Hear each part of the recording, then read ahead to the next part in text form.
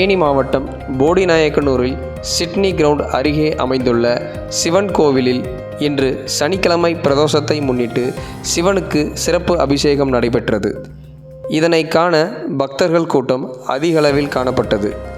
பிரதோஷத்தை முன்னிட்டு அனைத்து பக்தர்களும் சிவனை தரிசித்து சென்றனர்.